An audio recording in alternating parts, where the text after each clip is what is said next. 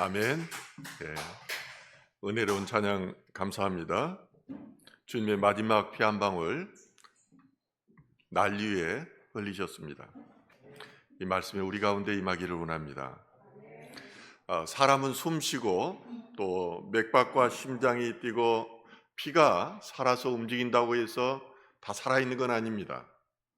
영이 죽었으면 살아있으나 죽은 것입니다. 이런 사람은 세상 영으로 살아갑니다.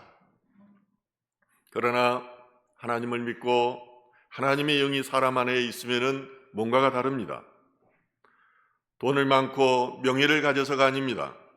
얼굴에 빛이 있고 은혜가 있고 가진 것은 없어도 늘 기쁨과 평강이 넘치며 살아가는 사람입니다. 그러므로 사는 것이 중요한 것이 아닙니다. 지금 당장 먹을 것이 있고 잠잘 곳이 있는 풍요로움이 중요한 것이 아닙니다. 내가 살았으나 영이 죽었다는 것은 무서운 일입니다.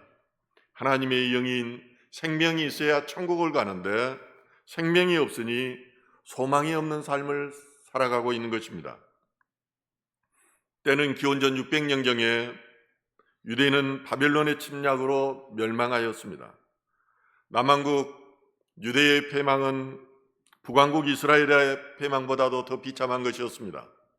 당시 바벨론 왕 느부갓네살은 예루살렘을 침공하고 성곽과 그리고 성전을 무너뜨렸을 뿐만 아니라 많은 백성들을 학살하였습니다. 심지어는 유대인들이 가장 신성시하는 성전에 들어가서까지 정하는 백성들을 목베어 죽였습니다.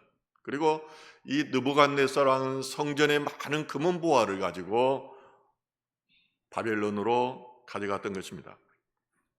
그리고 유대왕 요아긴을 붙잡아 쇠사슬로 결박하고 수많은 귀족들과 기능인들과 함께 포로로 붙잡혀 갔습니다. 이제 유대 땅에 남은 것은 힘없고 그리고 늙고 병든 이들만 남겨진 것입니다.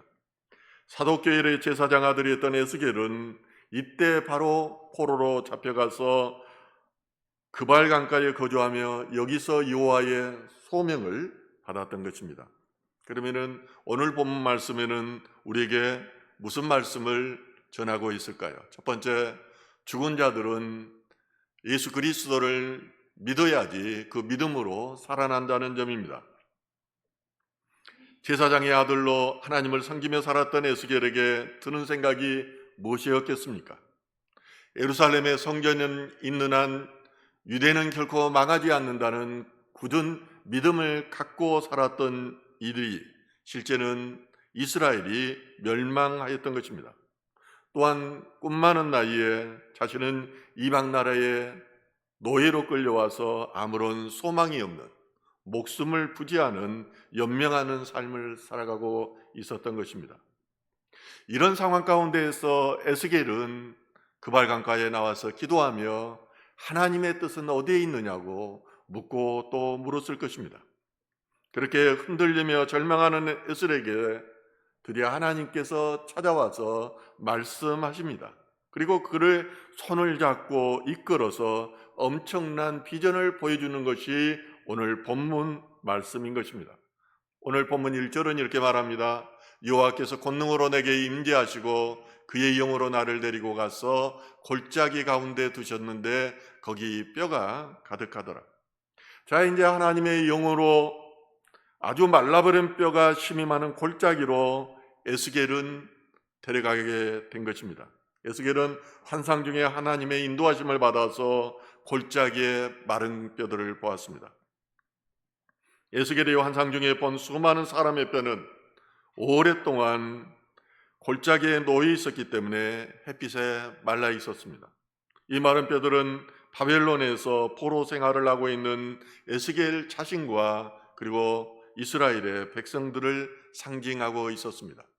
오늘 본문 3절은 이렇게 말합니다. 그가 내게 이르시되 인자야 이 뼈들이 능히 살 수 있겠느냐 하시기로 내가 대답하되 주 여호와여 주께서 아시나이다. 이때 하나님께서 물으십니다. 인자야 이 뼈들이 능히 살 수 있겠느냐? 그러니까 여기에 대해서 에스겔은 대답합니다. 주께서 아십니다. 사람의 지혜와 사람의 힘으로는 할 수 없지만은 하나님의 힘으로는 가능하다는 것입니다.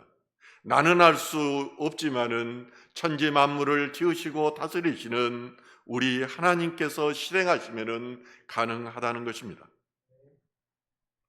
이처럼 하나님께서는 우리가 도저히 불가능하다고 그렇게 생각하는 순간에 우리에게 물으십니다. 모든 것이 끝났다고 생각하는 순간에, 그리고 절망하고 있을 때 우리에게 물으시는 것입니다. 이 뼈들이 살 수 있겠느냐? 내가 나이가 많아서 가진 것이 없어서 많은 실패를 경험하였기 때문에 도저히 할 수 없다고 생각하는 그 순간에 하나님께서 말씀하십니다. 인자야, 이 죽은 뼈들이 살 수 있겠느냐? 이 마른 뼈들이 살 수 있겠느냐? 이 물음에 대해서 우리는 담대하게 대답해야 합니다. 그렇습니다, 하나님.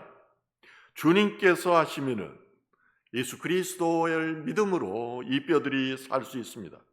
하나님은 죄로 말미암아 죽은 마른 뼈와 같은 우리 인류를 살리시는 일을 하셨습니다. 그것이 예수 그리스도의 십자가입니다. 하나님은 그의 아들 예수 그리스도를 이 땅에 보내셔서 십자가에 죽게 하심으로 인류의 죄를 대속하셨습니다. 그러므로 마른 뼈와 같았던 사람들은 예수님의 십자가의 은혜와 십자가에 흘리신 그 피의 능력으로 살아나게 되는 것입니다. 마태복음 26장 28절은 말합니다. 이것은 죄사함을 얻게 하려고 많은 사람을 위하여 흘리는 바 나의 피 곧 언약의 피니라. 하나님 아버지께서는 우리를 예수 안에 거하게 하시고 예수 그리스도의 십자가의 피로 하나님과 화목하게 하셨습니다. 그러므로 우리의 영이 살아난 것입니다. 그 은혜가 저와 여러분 가운데 있어지기를 주님의 이름으로 축원합니다. 두 번째는 죽은 자들은 여호와의 말씀으로 살아납니다. 하나님께서는 에스겔에게 너희 마른 뼈들아 여호와의 말씀을 들어지어다라고 대언하게 하셨습니다. 그러면 마른 뼈들이 살아난다는 것입니다. 오늘 본문 4절 이렇게 말합니다. 또 내게 이르시되 너는 이 모든 뼈에게 대언하여 이르기를 너희 마른 뼈들아 여호와의 말씀을 들을지어다. 이 마른 뼈들인 너희가 하나님의 말씀을 들어야 한다는 것입니다. 듣는다는 것은 순종하는 것을 의미합니다. 듣고 순종하여 행하지 않으면 하나님과 아무 관계도 없는 것입니다. 너희가 마르고 죽게 된 것은 여호와의 말씀을 듣기만 하고 순종하지 않았기 때문이라는 것입니다. 너희가 나의 말을 듣기보다는 세상의 왕된 마귀의 말을 들었기 때문이라는 것입니다. 창세기는 하나님의 복에 관한 말씀입니다. 하나님께서는 인간을 창조하시고 아브라함을 부르셔서 그에게 믿음으로 순종하게 함으로 복이 되게 하셨습니다. 그러므로 창세기는 바로 아브라함과 이삭과 야곱에 관한 이야기입니다. 그들처럼 살면 너희가 복을 받아서 생육하고 번성하고 창대하게 되리라는 말씀입니다. 그러나 어떻게 하였습니까? 그들은 광야를 경험했음에도 불구하고 그리고 선지자들의 수많은 부르짖음에도 불구하고 말씀에 순종하지 않았습니다. 그러므로 마른 뼈와 같은 인생이 된 것입니다. 그러나 이제라도 하나님의 말씀을 듣고 하나님의 말씀을 붙들어 순종하라는 것입니다. 하나님의 말씀으로 천지를 창조하셨으며 하나님의 말씀은 새롭게 살리는 능력이 있습니다. 요한복음 1장 4절은 말합니다. 그 안에 생명이 있었으니 이 생명은 사람들의 빛이라. 말씀 안에 생명이 있었다는 것입니다. 너희가 살았으나 지금은 영이 죽어서 세상 그 영으로 살아가는데 이 말씀 안에 있는 생명을 받아들이라는 것입니다. 히브리서 4장 12절은 말합니다. 하나님의 말씀은 살아있고 활력이 있어 좌우의 날선 어떤 것보다도 예리하여 혼과 영과 및 관절과 골수를 찔러 쪼개기까지 하며 또 마음의 생각과 뜻을 판단하는. 우리는 살아있으나 묶여있고 눌려있는 분들이 너무 많습니다. 그것은 하나님의 말씀으로 살지 않고 마귀가 주는 그 영향력과 에너지로 살아가기 때문입니다. 그래서 눌려있고 고통받고 있습니다. 그런데 하나님의 말씀이 들어가면은, 하나님의 호흡이 들어가면은 그가 살아나게 되는 것입니다. 악한 영이 떠나가게 되고 생기가 회복되게 되는 것입니다. 죽음에서 생명을 변화시키는 역사는 하나님의 말씀을 듣는 데서부터 시작합니다. 왜냐하면 하나님의 말씀은 능치 못하심이 없기 때문입니다. 하나님의 말씀은 죽은 자도 살리는 능력이 있는 것입니다. 계속해서 듣다 보면은 갑자기 말씀이 살아납니다. 하나님의 말씀은 강력한 에너지를 갖고 있어서 홍과 영과 및 관절과 골수를 쪼개기까지 하기 때문입니다. 요한복음 5장 25절은 말합니다. 진실로 진실로 너희에게 이르노니 죽은 자들이 하나님의 아들의 음성을 들을 때가 오나니 곧때라 듣는 자는 살아나리라. 그렇습니다. 우리는 성경을 통해서 또 성경을 해석하여 전하는 목회자의 말씀을 통해서 하나님의 말씀을 내마로 받아들일 때가 있습니다. 그러나 가장 중요한 것은 하나님의 음성을 직접 듣는 것입니다. 하나님의 음성을 인격적으로 개인적으로 듣게 되면 내 영이 내 안에서 살아나게 되는 것입니다. 그러므로 우리는 살기 위해서 하나님의 말씀을 드려야 됩니다. 성경 말씀은 살아계신 하나님의 1.1획도 틀림없는 말씀인 것을, 생명의 말씀인 것을 잊고 들어야 하는 것입니다. 루터는 로마서 1장 17절에 오직 의인은 믿음으로 말미암아 살리라는 말씀을 읽던 중에 이 말씀이 레마로 다가오는 것을 들었습니다. 하나님의 말씀을 들은 루터는 그의 외적이고 행위적이었던 그런 마른 뼈의 신앙에서 그가 영이 살아나게 됩니다. 예수 그리스도 안에 있는 하나님의 은혜를 찬양하는 그 신앙으로, 역동적인 신앙으로 살아나게 된다는 것입니다. 루터가 대언하는 하나님의 말씀은 이를 들은 중세기에 죽어있는 교인들을 살리는 역할을 하였습니다. 그가 바로 종교개혁을 과감하게 실행할 수 있었던 것도 바로 로마서 1장 17절의 말씀이었던 것입니다. 성 어거스틴도 마찬가지입니다. 그는 지적 만연 가운데에, 그리고 물질의 탐욕 가운데 영적으로 만이교에 빠져서 그가 방탕한 삶을 살았습니다. 그러나 그는 내면에서 번민하였습니다. 전림바리처럼 살아가고 하나님을 믿지 않고 그런 살아가는 그 고통 가운데서 그는 괴로워했습니다. 밀란의 한 정원의 꾸루왕자, 자신의 괴로움을 탄식하며 그리고 고백하고 있었습니다. 주여, 내가 어느 때까지입니까? 내가 어느 때까지 이렇게 절름발이로 살아가야 됩니까? 과연 왜 나의 더러움이 씻지 못하고 내가 세상과 하나님 앞에서 이렇게 방황하여야 됩니까?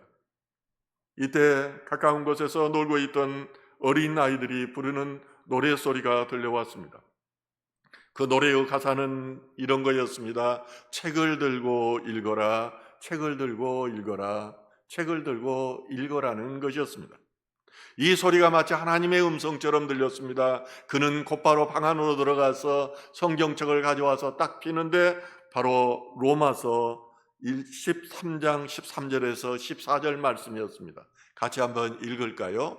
낮에는 같이 단정히 행하고 방탕하거나 술 취하지 말며 음란하거나 호색하지 말며 다투거나 시기하지 말고 오직 주 예수 그리스도로 옷 입고 정욕을 위하여 육신의 일을 도모하지 말라. 성 어거스틴이 얼마나 방탕한 삶을 살았는지 모릅니다.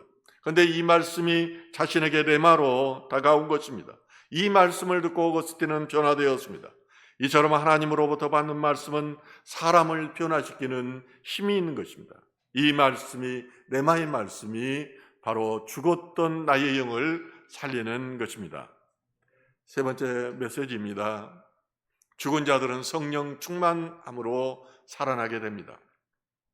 하나님께서는 인간을 창조하실 때 흙으로 빚으시고 그 안에 입김 루아우라고 하는 생기를 불어넣었습니다. 이 생기는 하나님의 숨이었습니다. 곧 하나님의 생명의 기운을 불어넣음으로 영적인 존재가 된 것입니다. 그러므로 생명 있는 인간이 되려면 하나님의 숨을 받아야 됩니다. 오늘날 하나님의 성령은 그 생명은 성령의 내적 체험을 통해서 나타납니다. 성령께서 인간의 심령에 임하셔서 생명을 만드셔야 죽었던 사람이 살아나게 되는 것입니다. 그러므로 예수님께서 부활하셔서 제자들 가운데 나타나셔서 저희를 향하여서 숨을 내쉬는 장면을 여러분은 기억하실 것입니다. 요한복음 20장 22절에 숨을 내쉬면서 예수님께서 말씀하십니다. 성령을 받으라. 뿐만 아니라 예수께서는 승천하기 직전에 유명한 말씀을 하십니다. 사도행전 1장 8절입니다. 오직 성령이 너희에게 임하시면 너희가 권능을 받고 예루살렘과 온 유대와 사마리아와 땅끝까지 이르러 내 증인이 되리라. 성령이 임해야 된다는 것입니다. 성령이 임해야 전도한다는 것입니다. 성령이 임해야 살아계신 하나님을 전하는 증인된 삶을 살 수 있다는 것입니다.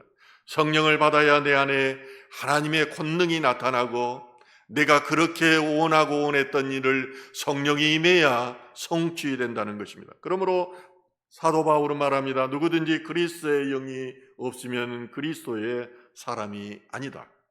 오늘날도 성령은 바람으로 불어 역사합니다. 저는 지난주에 수요 예배 때도 성령의 바람이 예배 가운데 있는 것을 저는 경험했습니다.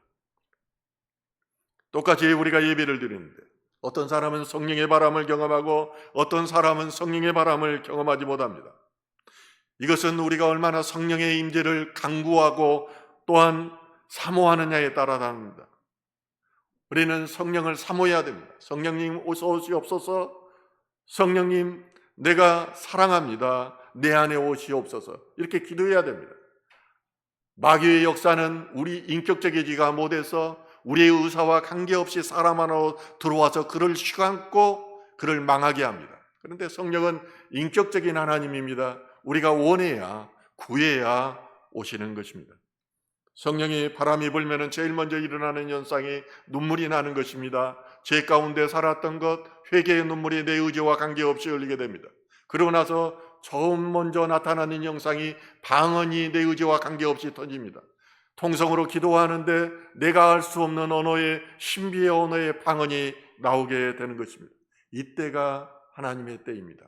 이때가 바로 하나님을 만날 때인 것입니다. 에스겔 37장 5절은 말합니다. 주 여호와께서 이 뼈들에게 이같이 말씀하시기를 내가 생기를 너희에게 들어가게 하리니 너희가 살아나리라. 하나님이 이 말씀하자 어떤 일이 일어납니까? 여기저기서 소리가 나면서 뼈가 서로 들어맞습니다. 뼈에 힘줄이 생깁니다. 뼈에 살이 오릅니다. 그리고 가죽이 덮여지게 됩니다. 영적으로 우리의 삶이 그렇게 된다는 것입니다. 변화하게 된다는 것입니다. 또한 하나님의 말씀을 받은 에스겔이 생기야 사방에서부터 와서 이 죽임을 당한 자들에게 붙어서 살아나게 하라고 하자 생기가 죽은 자들 가운데 나타나서 어떻게 됩니까? 큰 군대가 되었다고 말합니다. 그래서 오늘 본문 10절은 이렇게 기록하고 있습니다. 이에 내가 그 명령대로 대언하였더니 생기가 그들에게 들어가매 그들과 살아나서 일어나 서는데 극히 큰 군대가 되었더라. 아멘.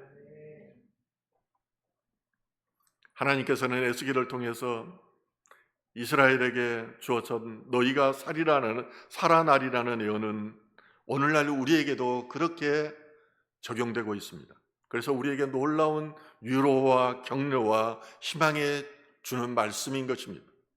지난주에는 윤석열 전 대통령 탄핵이 헌법재판소를 통해서 결정되었습니다. 이 과정을 통해서 가장 큰 피해자가 누구인가 저는 생각해 봤습니다. 교회입니다. 세상 사람들이 목사들과 교인들의 행태를 보고 얼굴을 돌려버린 것입니다. 제가 페이스북에 봤더니 어떤 목사님이 글을 올렸는데 윤 대통령의 파면을 보면서 자기는 너무나 슬퍼서 금식해야 된다고 글을 올렸더라고요. 무엇을 위한 금식인가? 제가 페이스북에 우상 숭배하는 것은 죄라고 올렸더니 어떤 큰교회 권사님이 그렇게 댓글을 달았어요. 목사님, 오늘날 점쟁이들에게 한두 번 안 간 사람이 누가 있다고 그런 글을 올리세요? 이것이 오늘날 우리의 모습입니다. 이것이 영적으로 타락한 우리의 모습인 것입니다. 하나님께서는 에스겔을 통하여 이스라엘에게 주셨던 너희가 살아나리라는 예언은 오늘날도 우리가 죽었던 영이 살아나는 성령의 임재를 통해서 나타난다는 것입니다. 지금 우리의 교회와 그리고 형편이 아무리 힘들고 어렵더라도 우리는 좌절하거나 포기하지 말 것을 가르쳐 줍니다. 하나님께서 선택하시고 인도하시는 백성은 모든 것이 합력하여 반드시 선이 이루리라는 말씀을 우리에게 전달해 주고 있는 것입니다.